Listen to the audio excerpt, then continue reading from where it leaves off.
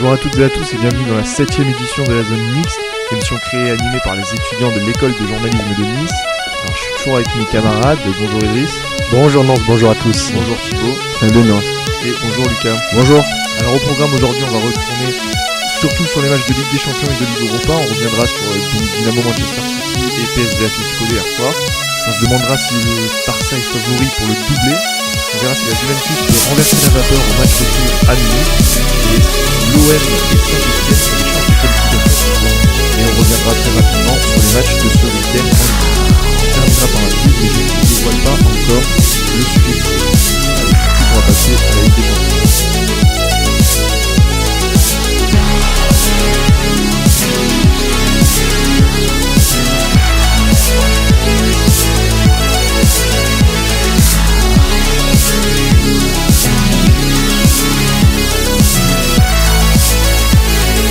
Alors, les amis, donc on va revenir rapidement sur les matchs de hier soir. Donc Manchester City s'est imposé 3-1 contre le Dynamo et le PSV Atletico qui restait à 0-0. Vous voulez commencer par quel match peut-être le plus intéressant, Manchester City. On part sur Manchester City. Allez. Donc du coup, Manchester City est pratiquement qualifié avec 3 buts marqués à l'extérieur. Est-ce que vous pensez qu'il y aura un problème à ce tour ou ça va Je pense que ça va passer tranquille pour City. Ça fait longtemps qu'ils attendent de enfin passer le cap des huitièmes de finale. Voilà, hier, je pense que c'est vraiment devenu l'objectif de City cette année de bien finir en Ligue des Champions. Donc il a fait très vite hier, et puis après ils ont fait tourner, donc j'ai comme des rotations. Je pense qu'il devrait pas y avoir de problème. Ouais, je pense que c'est la première année qu'en huitième de finale ils ont un bon tirage chef. Donc non, ils vont faire les professionnels les points à l'année à l'extérieur. C'est une catastrophe pas pour les cas. Vous finissez un peu au premier de l'enfant héroïque. La dernière journée, la Juve s'est dit et le Chelsea après une masse à faire, c'était les plus gros groupes. Puis je pense aussi que ils ont aussi en ligne de mire qu'en quart de finale, Kevin De Bruyne sera de retour. Il tape sur un retour en quart de finale aller. Et puis quand il sera revenu, ça va pouvoir aller plus vite avec City et ils pourront jouer enfin sur les deux tableaux championnat et Ligue des Champions parce que sans lui c'est beaucoup plus compliqué. Ouais, je pense aussi, je suis d'accord avec les deux. Je pense que petit à petit ils ont grand joué ça, Ligue des Champions. Donc ça va être favorable. Ainsi on va dire, et en surprise, cette fois on a vu 4 beaux buts, 4 super beaux buts je trouve. Et je pense que le retour aura pas de soucis, peut-être que sur le final ça va être. Ouais, et puis il y avait un article de ressort qui disait que c'est l'année ou jamais pour ce groupe-là, la Baletta, Dior, et Silva, parce que cet été Guardiola va arriver, on sait très bien qu'il y en a qui n'ont pas du tout envie de travailler avec lui, parce que peut-être la dernière de ce groupe-là doit enfin aller plus loin au niveau européen après avoir gagné le championnat, deux trucs national. Donc c'est l'année ou jamais. Ils sont maintenant 4e en championnat, ils sont pas largués, ils sont loin de l'Esther premier. Ils vont peut-être se concentrer à fond sur cette compétition et sur l'objectif quasiment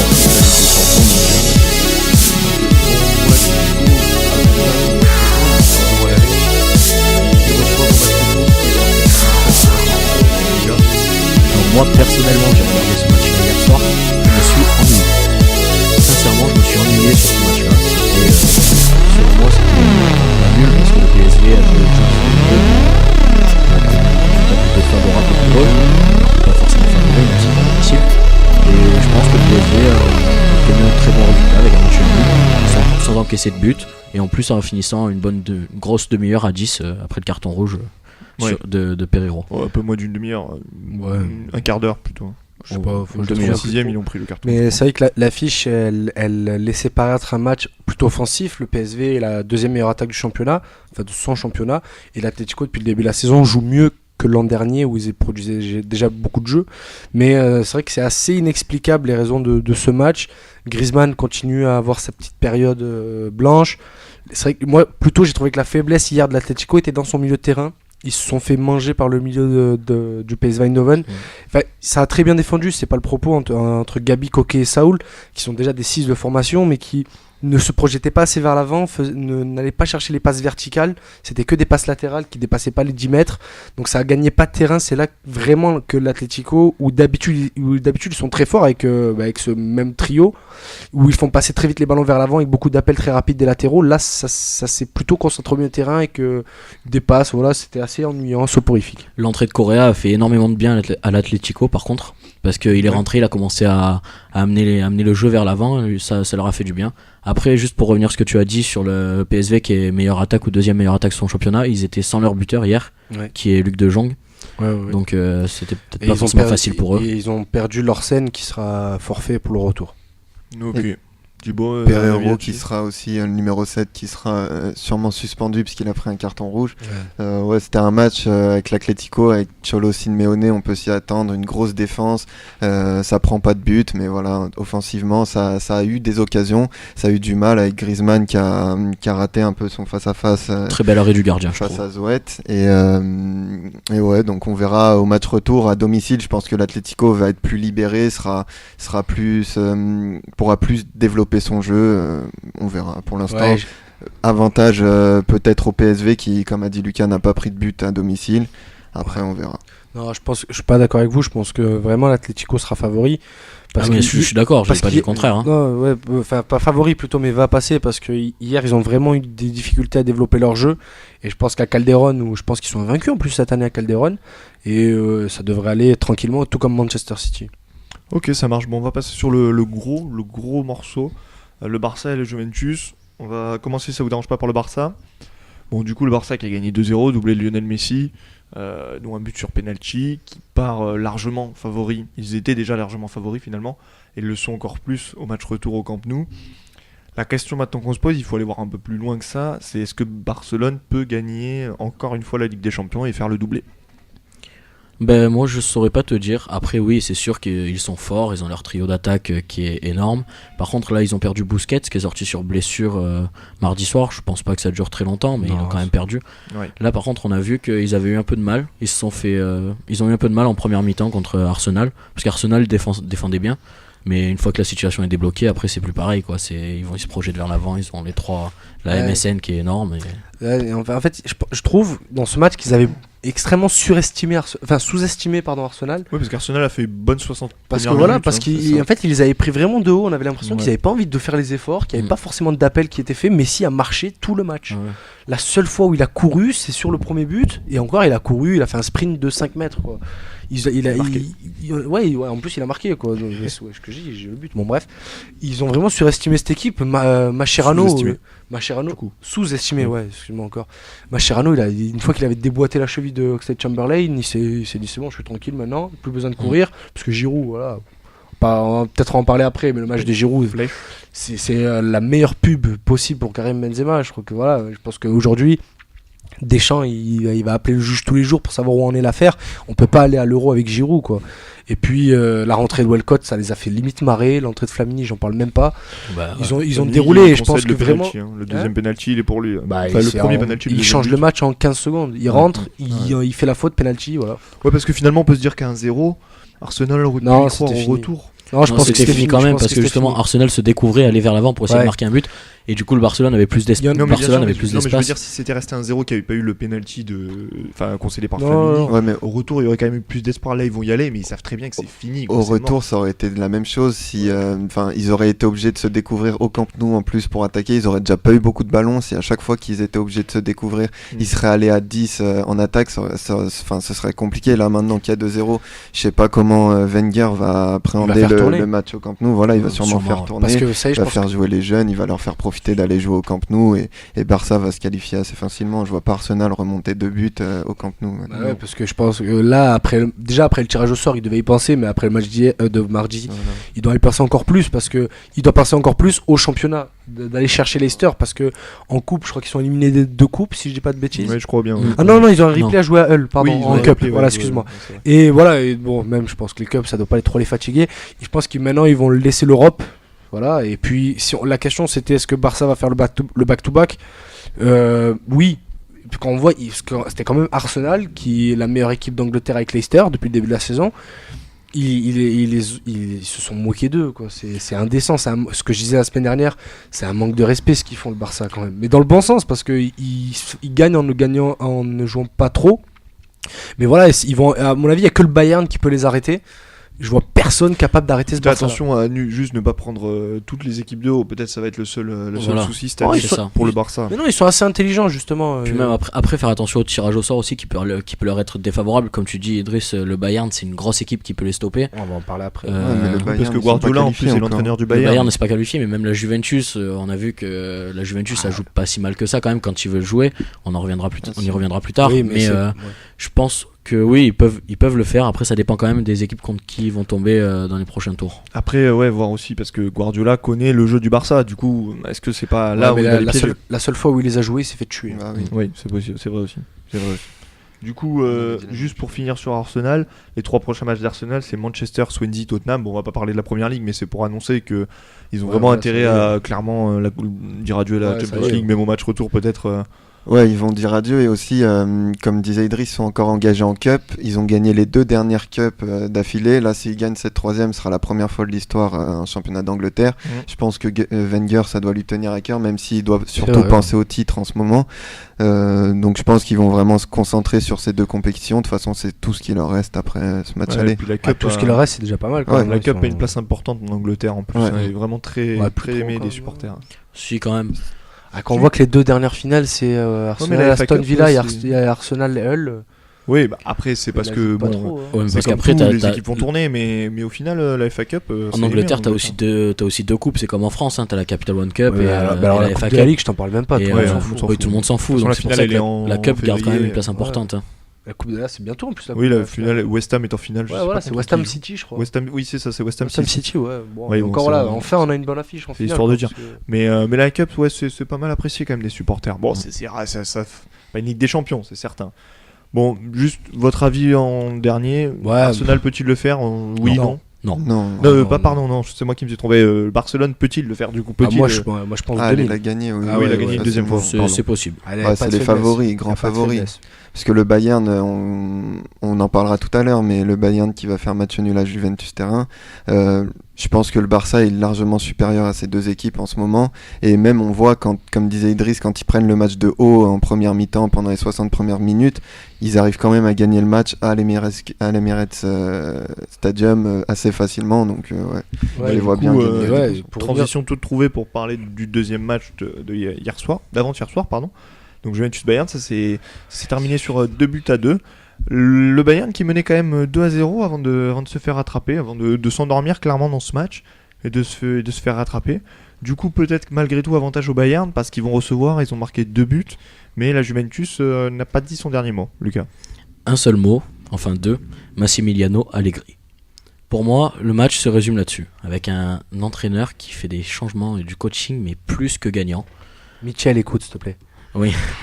Parce que la Juve qui est pas qui est au fond du trou, mais qui joue pas forcément la première mi-temps, qui prend un but en fin de première mi-temps, et qui joue pas forcément, et qui dès qu'il prend le deuxième but se met à jouer. Et là, c'est plus la même équipe. C'est hallucinant, mais Sturaro rentre, Morata rentre, et là l'équipe c'est plus la même. Il y a rien à voir. Ouais, parce que pour le coup, la Juve a un peu trop respecté le Bayern en première mi-temps.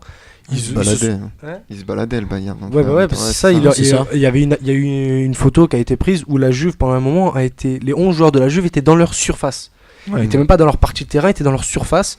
Je crois que pas Morata, Mandzukic, pardon, était à peine dans la coupole, tu sais, de la surface. C'était le plus éloigné et tellement le Bayern s'amusait. Et la sortie de Marchisio a tout changé, pas en termes d'hommes, mais en termes d'énergie. Sturaro, c'est pas le meilleur technicien du jeu, de l'effectif, mais il a 3 poumons, quoi. Il court dans tous les sens, il presse, il s'arrête plus. Et une fois que la Juve a réussi à museler Vidal, on a vu que le jeu c'est énormément. Ça en est ressenti, quoi. Le Bayern n'avait plus son fer de lance, l'âme n'était pas dans son assiette, je trouve. Et puis l'occasion manquée de Müller les a complètement relancés. Je crois qu'il y avait un 0 à ce moment-là. Et quand Müller rate cette occasion, ça a redonné plus de confiance à la Juve. Le deuxième but est assez anecdotique, je trouve. Vu tellement la Juve s'est réveillée, on a vu une opposition magnifique. Et du coup, parce que là, pour le coup, le Bayern n'a pas pris la Juve un peu de haut et s'est fait punir à la différence. Donc, non, je pense pas. Je pense surtout que c'est la Juve qui s'est vraiment mis à jouer, quoi. Oui, voilà, la Juve qui s'est mis à jouer, parce que la Juve, comme dit Idriss, ils ont surestimé le Bayern. Ils avaient peut-être un peu peur en première mi-temps de prendre une rouste. Voilà, ils se découvraient pas, ils jouaient dans leur camp, comme s'ils avaient joué à l'extérieur le premier match en fait. Et la Juve s'est mis à bien jouer après. Un truc aussi, trop tard, c'est la défense centrale du Bayern, je trouve. Bon, c'est une défense centrale inhabituelle, mais je trouve que c'est très faible. Parce que c'est ça.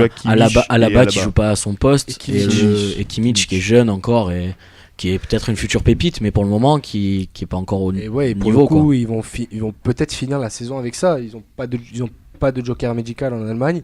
Boateng est blessé jusqu'à la fin de la saison. Batstuber, on en parle. Et pourtant, Benassia était sur le banc. Il le fait rentrer. Mais c'est parce qu'il revenait de blessure. Ah, d'accord. Trop juste. Je vois qu'il le fait rentrer à la place de Bernat. Ils vont finir la saison avec Alaba, Benassia.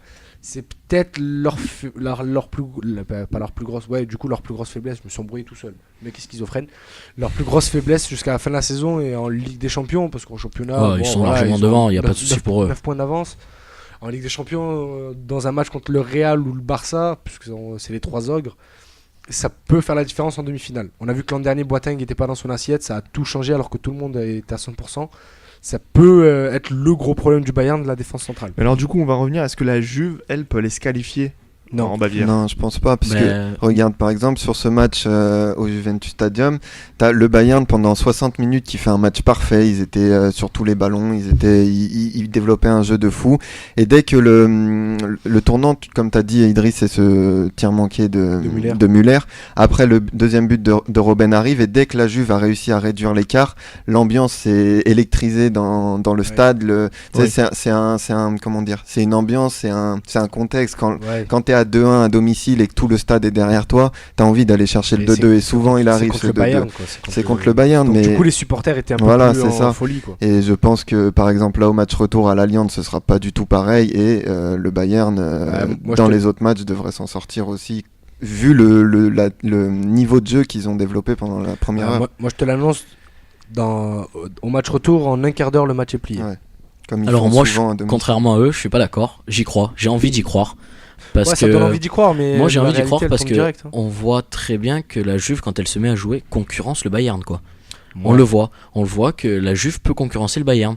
Et, oui, elle peut, et au match retour, la Juve sera obligée de se porter vers l'avant et de jouer le foot, de jouer un beau football et de marquer des buts, parce que si ça reste à 0-0, la Juve est disqualifiée. Et donc je pense que Allegri justement va apprendre de l'erreur de la première mi-temps là mardi soir pour bien jouer et faire de la Juve comme ils ont joué la deuxième mi-temps. Oui, mais je pense que si ils prennent pas justement de haut le Bayern, enfin de bas le Bayern, je sais pas, s'ils ont pas surestimé le Bayern dès le début, la Juve, le Bayern ne joue pas le match de la même façon. Je pense que si le match aurait débuté tel qu'il a fini, le Bayern aurait gagné, parce que le Bayern c'est un peu relâché, on va dire. C'est un peu relâché au fil du match, parce qu'il y avait 2-0, parce que ils ont vu qu'ils avaient la main mise, quoi, sur ce match, et du coup comme la Juve s'est réveillée d'un coup, le Bayern avait baissé les bras, et du coup pour récupérer le match en main c'était compliqué. Et là, donc t'as dit, il a appris de son erreur. Je pense que le Bayern va aussi apprendre de son erreur et faire plier le match très très rapidement. Ça va être dur, hein, mais c'est encore un cran au-dessus, quoi. Le Bayern, c'est très très très fort. C'est encore un cran au-dessus, mais moi je pense sincèrement que la Juventus peut y arriver. Ils peuvent, tu vois, contrairement à des matchs comme Barcelone qu'on a pensé tout ça, je pense que voilà, la Juventus là, oui, ils peuvent le faire, parce qu'ils peuvent réussir à se mettre au niveau du Bayern et à gagner, quoi. Peut-être pas gagner, mais se qualifier. Comme pour le Barça, je voulais juste vous demander, vous voyez qui se qualifier rapidement? Juve, Bayern. Ouais, le Bayern. Juve. Ok, d'accord. On va passer sur l'Europa League, puisque les deux clubs français jouent donc ce soir. Marseille va jouer donc à l'Athletic Bilbao. J-2. H-2. H-2. Et Saint-Etienne joue à 21h à Bâle. Une préférence où on commence peut-être, du coup comme ça à 19h on va commencer par Marseille, voilà, ce serait une bonne raison pour commencer par Marseille. C'est l'équipe qui va avoir peut-être le plus de mal à se qualifier, du coup ils ont perdu 1-0 au match aller sur un magnifique but d'Aduriz. Est-ce que Marseille peut le faire? On sait qu'ils sont largement en difficulté cette saison, largement en difficulté en championnat, ils ont égalisé à la dernière minute contre Saint-Etienne dimanche. Est-ce que Marseille peut aller faire un exploit? Je pense qu'on peut parler d'exploit si Marseille gagne. Ah ouais. Lucas. Alors moi je pense que Marseille va faire un exploit, mais pas se qualifier. Parce que Oui, d'accord. je pense quand même que Marseille a un orgueil. Marseille va vouloir prendre sa revanche, donc une victoire, voire un beau match nul. Mais ce sera pas suffisant pour se qualifier, je pense, parce que l'Athletic Bilbao c'est quand même solide pour moi à domicile. Donc voilà, c'est Marseille, je pense, va marquer des buts, va se projeter vers l'avant. Ils jouent à l'extérieur, ils sont forts à l'extérieur, on le sait. J'espère qu'ils vont faire un beau match, mais je les vois quand même pas se qualifier. La chance de l'OM, ils vont. Je pense que on peut parler d'exploit, mais la chance de l'OM, c'est que il y a Beñat, Iñaki Williams, et le troisième, je l'ai plus, qui est sans doute forfait. Aduriz et... Non, mais il y en a un autre hors Aduriz, bref, Sousaïta, je crois. Bon, on s'en fout. Et Aduriz, on saura d'ici quelques minutes ou quelques dizaines de minutes s'il est sur la feuille de match ou pas. Voilà, c'est à peu près la seule chance, parce que on parlait de l'ambiance du Juventus Stadium. San Mamés, c'est la meilleure ambiance en Espagne. Après, le motif d'espoir, c'est que l'Athletic a perdu ce week-end en championnat. Ils ont perdu 1-0 chez eux contre la Real Sociedad. Ouais, mais c'est un derby aussi, ça c'est pas un match, c'est un match spécial quand même. Oui, mais l'ambiance, du coup, on parle d'ambiance, la pression peut-être aussi les a fait. C'est sûr. C'est pas la même pression. Tu vois, si on peut comparer les deux publics, l'OM a plutôt une pression négative du public après de mauvais résultats. Les joueurs sont un peu frustrés sur le terrain. Or, à Bilbao, comme ce sont que des joueurs basques, il y a un côté un peu familial, un côté un peu de lien entre les supporters et les joueurs. Et du coup, comme ils ont perdu le derby, je pense que les joueurs vont vouloir rendre à leurs supporters en ne pas se faire éliminer en Ligue Europa. Et du coup aussi, il y a un peu cette guéguerre un peu rigolote entre les supporters. Qui est la meilleure équipe de Marcelo Bielsa? Donc, il y a ça aussi, entre guillemets, qui va entrer en compte. Mais San Mamés va être blindé, 157 000 personnes vont être là. 57 000 personnes. Après j'ai dit quoi? 157 000.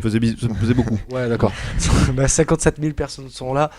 Je pense qu'il n'y a aucune chance pour l'OM. Aucune chance pour l'OM. Thibaut, toi qui as peut-être un avis un peu plus extérieur. Je me rappelle du match aller, c'était moi je voyais l'OM quand même dominer dans le jeu, mais le problème c'est que sur tous les contres que l'Athletic Bilbao a eu, et notamment à Aduriz, hormis le but, il a 2 occasions à lui tout seul où il arrive il bat Mandanda mais il tire à côté au-dessus. Je les trouve plus tranchants quand même, l'Athletic. Je les trouve mieux dans leur jeu, plus en confiance. Et à domicile à San Mamés, comme dit Idriss, je les vois pas du tout perdre leur qualification. Juste après, je te laisse Lucas. Vas-y. Pour répondre à Thibaut, je peux pas trouver. Je pense que l'OM a été meilleur que l'Athletic au match aller. C'est juste que Bilbao a été plus réaliste et a joué et a mieux saisi occasions. Et Aduriz se marque un but de fou aussi. Aduriz a surtout marqué ce but de fou. Mais vraiment, l'OM a vraiment bien joué. Un peu quand même. Ouais, c'est ça. Mais voilà, c'est ce que je dis. Ils ont vraiment dominé. Tu les voyais pas marquer en fait. C'est ça. Tu les voyais jouer, tu les voyais pas marquer. Après, c'est peut-être une question d'impression. Vas-y. Justement, il faut voir si Marseille a réglé son problème de finition. Si Marseille réussit à régler son problème de finition, je sais pas si en 4 jours ils ont réglé leur problème de finition, qui est un problème depuis un moment maintenant, depuis le mois de septembre. Parce que là on l'a vu ce week-end contre Saint-Etienne, Batshuayi marque à la 95e minute, mais bon, Marseille se crée plein d'occasions, n'arrive pas à marquer. On va voir si ce soir ils ont réussi. Bon, après on va pas revenir sur le jeu de l'OM, puisqu'on en a parlé en début de semaine. Par contre, je crois que c'est Mendy qui est de retour dans le groupe pour ce soir. Il sera sûrement pas titulaire parce qu'il est trop court physiquement. Sera les dernières infos sera qu'il serait trop court physiquement et qu'il sera pas titulaire. Ouais. Moi j'ai vu le contraire. J'ai vu ça ce matin dans l'équipe, du coup je sais pas trop. On va passer sur Saint-Etienne, du coup qui a plus de chances de se qualifier. Ils ont gagné 3-2 chez eux contre Bâle. Pareil, est-ce que Saint-Etienne va passer ce cap des 16e de finale ou pas? Moi je les vois pas se qualifier. Ah, donc toi tu vois l'exploit de l'OM, mais moi je les vois. Et oui, l'exploit de l'OM sans se qualifier, mais Saint-Etienne qui se qualifie pas. Parce que pour moi Bâle c'est hyper fort. Bâle, c'est bon, après on va revenir sur l'année dernière 30 secondes, c'est quand même le quart de finale, demi-finaliste l'année dernière. Là cette saison Bâle c'est pas mauvais, à domicile en plus, ils ont quand même marqué 2 buts à Saint-Etienne au match aller. Ils ont juste à fermer un peu le jeu et gagner sans prendre trop de buts. Et en plus Bâle a cœur d'attendre jusqu'en finale d'Europa League où la finale se jouera chez lui quoi. Ouais, c'est pour ça qu'on a bien fait de faire cette émission à deux, Lucas, c'est qu'on n'est jamais d'accord. C'est que je pense que le plus dur est fait pour Saint-Etienne et en plus on vient le voir, Jean-Paul Boessus, l'ailier de Bâle, sera absent ce soir. Et avec Mbolo, c'est le duo et l'un sans l'autre, à mon avis, ça fonctionnera pas. Et je pense que Saint-Etienne a fait le plus dur en gagnant 3-2. Pour le coup, voilà, les 2 buts à l'extérieur de Bâle peuvent être peut-être un handicap pour les Verts. Mais en regardant le groupe, il y a l'équipe type. À part Salnes et Söderlund qui sont pas là puisqu'ils ont déjà joué avec Rosenborg. Il y a l'équipe type, il y a Monet Paquet, Tanan, Baïbek voilà. en forme, La force de Saint-Etienne en ce moment, c'est Tanan. Voilà, Désolé de te c'est couper, mais c'est Tanan la raison, dernière forme. Bon, après, oui, Ruffier est un peu moins en forme, mais il se plaint tellement de ne pas jouer de grands rendez-vous que Oui, il va peut-être pense qu'il sera sortir là. un gros match du coup. je pense qu'il sera là. Non, franchement, je m'inquiète pas trop sur Saint-Etienne. Ils vont faire ce qu'ils savent faire de mieux, défendre. Et Bâle, bon, je connais pas trop cette équipe, mais oui, je les ai un peu suivis l'an dernier. C'est une équipe qui attaque bien. Mbolo va très très vite. Mais bon, Mustapha sera là pour régler tout ça, quoi. 6 matchs sans défaite d'affilée pour Saint-Etienne, du coup peut-être que la série va aussi continuer ce soir. Ouais, c'est sûr, mais par exemple, je porte pas du tout cette équipe dans mon cœur, mais moi je trouve que quand même l'arrivée de cette Ousmane Tanan cet hiver, c'est quand même un joueur. J'ai rarement vu un joueur à Saint-Etienne aussi fort. Je le trouve extrêmement fort. C'est un vrai joueur de ballon pour une fois. C'est un mec qui arrive, il est là depuis un mois, il va tirer les coups francs, il sait tirer les coups francs, il sait dribbler, il est technique. Enfin, il a du gabarit. Ce qui manquait à Saint-Etienne sur ces dernières saisons. Exactement, un joueur de foot, c'est tout. Ouais, mais je pense que c'est le penchant parfait d'Amouma. Hein. Oui. Lui, il crée beaucoup plus le jeu et Amouma qui aime beaucoup plus perforer. Provoqué, ouais. Quand il y aura tout le monde à 100%, avec Tanan, Amouma et donc Söderlund devant, Saint-Etienne aura sa vraie carte à jouer en fin de saison et c'est peut-être, on verra ensuite le tirage au sort, mais je pense que ouais, ils vont passer facilement. Pas facilement, non, pardon, ils vont passer. Du coup, voilà, donc Idriss, tu dis qu'il passe, Thibaut. Ouais, un match nul, il devrait passer. Il devrait passer, et Lucas, toi, tu pareil, vois je pas dirais Saint-Etienne. nul. Moi, je dis Bâle se qualifie. On verra la semaine prochaine, les gars. Ouais, on Oui, verra. voilà, on reviendra là-dessus la semaine prochaine. Le mec, il J'espère défie que je vais me direct. tromper. Bon, bah, du coup, on va passer à la Ligue 1, on va rapidement parler des matchs de Ligue 1. Alors, en Ligue 1, donc le gros choc, ce sera dimanche soir, 21h, Lyon qui affronte le PSG. Peut-être déjà revenir sur ce match-là. Est-ce que vous pensez que les Lyonnais peuvent faire l'exploit ? C'est toujours un peu la même chose quand on parle du PSG, on parle d'exploit, hein, parce que cette année, battre clairement. le PSG, c'est un exploit. Est-ce que les Lyonnais peuvent le faire ? Il y aura beaucoup d'absents côté lyonnais. Peut-être des Parisiens qui seront au repos avant d'aller jouer un match important contre Chelsea. Qu'est-ce que vous en pensez ? On en a parlé dans la dernière émission. C'est vrai que Lyon a beaucoup d'absents. Tolisso, Gonalon, je crois pas qu'ils soient revenus pour le match contre Paris. Donc ça va être un milieu encore avec Ferry, peut-être Darder cette fois qui aura sa chance. Désabusé, tu sais. Au dernier match contre Lille, je crois que le milieu de terrain c'était Ferry, Grenier en 6. Je comprends pas du tout comment on peut mettre Grenier en 6. Bon, on va pas revenir sur Grenier, j'en ai pas parlé, mais À chaque fois qu'il dit Ferry, il fait le gars ne sait plus jouer au football, il sait que taper dans les murs quand il est exclu et gueuler sur l'arbitre. On voit que ça sur les matchs, Grenier. Donc j'espère qu'il va bien rester sur le banc tranquillement. Mais non, franchement, je vois pas trop Lyon gagner avec autant de blessés. Fekir, bon, on n'en parle plus. Il va revenir le mois prochain, mais s'il était là, ça aurait pu être possible. Ouais. Bah après, le Stade des Lumières va être rempli, ça va être une ambiance de fou, comme on a l'habitude à Lyon.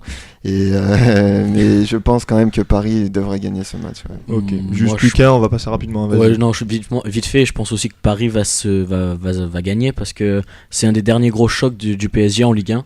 Et donc c'est une des dernières occasions d'aligner l'effectif, l'équipe type pour remporter ce choc avant de faire tourner en reste de la Ligue 1. Quoi. Okay. Ouais, je pense que c'est mort pour Lyon. Juste, on va faire 2-3 mots sur OGC Nice-Bastia, donc le derby. Qui est-ce que vous voyez gagner dans ce derby ? Nice est un peu moins bon en ce moment en championnat, mais malgré tout conserve sa 3ème place. Bastia, lutte toujours pour son maintien. Est-ce que vous voyez avec les récents événements, on va pas reparler du coup de tout ce qui s'est passé avec les supporters bastiais, est-ce que vous pensez que Bastia va avoir l'orgueil d'aller gagner ?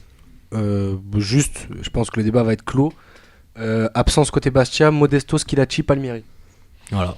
Ouais. Et Bastia à l'extérieur, c'est pas phénoménal. Ça va être compliqué pour Bastia du coup. Ben Arfa n'est pas revenu, non ? Ouais, mais quand même. Peut-être juste, et on terminait sur un match qui paie pas de mine, mais Nantes-Monaco, du coup Nantes qui est quand même j'étais en train de dire à Thibaut, 6ème, et qui peut-être s'il gagne ce match va complètement changer son destin, parce que là on sait pas trop, ils sont là, mais ça peut redescendre à tout moment, mais s'ils battent Monaco, ils s'inscrivent vraiment dans la durée pour rester sur les dernières journées dans ces 5 premiers du classement. Moi je vois une victoire monégasque qui a un groupe qui commence à avoir une belle cohésion ces derniers temps. Avec l'arrivée de Wagner Love, je trouve qu'il a été très très très très bon avec Monaco ces derniers matchs. Il commence à se créer des occasions, rentrer dans les espaces, pas marquer autant de buts que ça, mais Carrillo du coup qui se libère un peu et qui commence à marquer des buts aussi de la tête.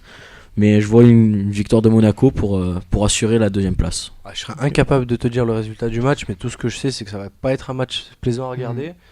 Mais c'est vrai, tu as raison, ce que je disais à Thibaut tout à l'heure, c'est que ce match va être déterminant pour la course à la Ligue des Champions dans les 2 premiers, quoi, pour les 2 et 3e. Pour tout le monde, même pour l'OM, pour Saint-Etienne, pour Lyon, ça va être très important le résultat de ce match, et je pense qu'un nul arrangerait tout le monde. Ok. Du coup, on va passer au quiz, les amis. Alors, on a changé un peu la formule du quiz cette fois. Du coup, en fait, ce qu'on va faire pour le quiz, c'est qu'on va parler des vainqueurs de la Ligue Europa. Et du coup, alors, ce que vous allez me faire, c'est qu'on va partir sur les 15 derniers vainqueurs de la Ligue Europa. Donc, il n'y en a pas 15, comme vous en doutez, mais c'est sur les 15 dernières années, les vainqueurs de la Ligue Europa. Donc, de 2000 à 2015, enfin 2016. Vous allez me dire chacun votre tour un vainqueur, voilà, dans votre ordre. J'ai n'importe quoi, le PSG, ils l'ont jamais gagné. Si jamais vous vous trompez, vous êtes éliminé, et celui qui restera, du coup, sera le gagnant du quiz. Donc on va commencer, je sais pas qui... Peut-être on va commencer par Idriss, puisqu'il se vante d'avoir toujours gagné, et d'être le leader... invaincu, je maintiens. Invaincu, enfin pas invaincu. Je maintiens invaincu. Donc, vas-y Idriss, L'histoire est toujours je te laisse commencer. Facile, Séville. Ok, donc Séville, c'est bon. On fait dans l'ordre ensuite Thibaut. L'Atlético Madrid. L'Atlético Madrid, c'est bon. Le Benfica. Le Benfica, et non, le Benfica, ils l'ont pas gagné. Ils n'ont jamais c'est gagné. 4 finales, 4 défaites. 15 dernières années. Donc Lucas, allez, on lui donne un joker. Parce que c'est la première. Allez, on lui donne un joker. Allez, c'est bon. Ah, c'est gentil. On Merci recommence. Dis-nous-en une autre. Porto. Ouais, Porto, ouais. Les 15 dernières années. Ouais. Valence. Et ouais. Valence, oui. C'est bon pour Valence. Ouais, c'est bon. Vas-y Thibaut, réfléchis. Ah oui. Réfléchis, prends ton temps. Enfin, prends ton temps, pas trop. Ouais, du pas coup, trop mais- quand même. Juste pour, voilà, Porto c'était en 2003, Valence en 2004. Donc, Porto, c'est 2003 et 2013, non? Ouais, et 2013. Ouais, voilà. Valence 2004 contre Marseille. Et Séville qui en a gagné 4. 2006, 2007, 2014, 2015. Alors pour Lucas. Et l'Atlético aussi, quand Thibaut, même, pardon, les ta deux. réponse. Je vais dire. Allez, fais vite. Sinon tu es éliminé, hein, Thibaut. Hein. Allez, il en reste des faciles. L'Inter. L'Inter de Milan. L'Inter de Milan, Je non, crois pas l'Inter de Milan, désolé. Ah, c'est bon, j'en ai 3 de près. Moi. Ah, moi, Chelsea. Ouais, Ouais, Chelsea, ouais. mais j'en ai d'autres. Allez. Zénith Saint-Pétersbourg. Zénith Saint-Pétersbourg, c'est bon. 2007, 2008. Lucas, Allez, j'en ai un autre qui est venu. Allez, Il en reste, balancez les gars. Ah ouais, là, ça commence à devenir chaud là. il en reste 5. Il en reste J'en ai 5. 2. Allez, C'est c'est toi contre moi, Lucas. Allez. Et je vais en avoir un qui va sortir. Bon, écoute, je teste. Liverpool. Liverpool, oui, en Ah ouais 2001. 2001. Ah oui, c'est vrai. Pardon. Bon, j'ai le Shakhtar 2009. Allez. Ah oui, c'est vrai. Le Shakhtar en 2009, c'est bon. Quel couillon. Il vous reste, c'est simple, il vous reste que les plus vieux. Les plus vieux, mais 15 ans. Il vous 2001, reste c'était le 2001, dernier. oui. Et oui, mais il y en a qui ont gagné 4 fois, par exemple, c'est Ah oui. donc, pareil, il vous reste 2000 et 2002 que vous n'avez pas cité, 2005. 2002. Ah, du coup, tu mets un doute 2002. Bon, vas-y, allez, Donc toi, là, c'est à toi. moi Ouais, C'est c'est à à moi toi, j'ai dit Shakhtar. Ouais, alors là. Milan peut-être. Non. Lequel? Là, c'est Milan. Non, là c'est Milan, non. Donc ce sera encore une victoire de Idriss. Et, ouais, et j'avais Lisbonne, c'est pas ça? Non, Sporting Lisbonne, non. Ouais, c'était pas. Bah, Non, voilà, en 2000, tant on mieux. a Galatasaray qui bat Arsenal. Ah oui, ça, j'aurais pas trouvé avec ça. le maillot doré dégueulasse là. En 2002, on a en 2002, on a Feyenoord qui bat donc le Ah, je vois Borussia pas, Dortmund. En 2005, le CSKA Moscou CSKA Moscou. oui, qui c'est bat, lui que j'avais. qui bat le Sporting C'est Portugal. lui que j'avais, Idriss. voilà. C'était Sporting Voilà. Sky, je pensais que c'était Sporting qui avait Et gagné. après, il y a le Zénith, je sais pas si vous me l'avez dit, le Zénith. Oui, j'ai dit le Zénith, il a dit, ouais. Zénith, le Shakhtar, Faites l'Atlético, pas le poids, les mecs. Porto, Chelsea. C'est bon, voilà.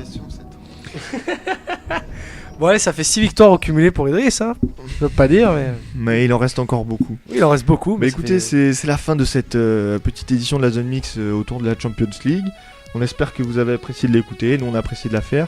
N'hésitez pas, on a une page Facebook qui s'appelle la Zone Mixte, si jamais à mettre un like, à commenter pour nous donner vos avis, si vous pensez qu'il faudrait changer des choses, ajouter. Voilà, on accepte toutes les critiques tant qu'elles sont constructives.